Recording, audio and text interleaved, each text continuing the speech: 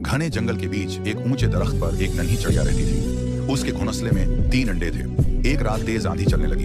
बारिश ने जंगल को हिला दिया। घोंसला टूट गया और चिड़िया बेबस हो गई। सुबह हुई तो वहां एक कौवा आया। कुछ देर बाद एक तोता भी पहुंच गया। उन्होंने चिड़िया को अकेला नहीं छोड़ा। कौवा टहनियां लाता रहा, तोता पत्ते जमा करता रहा।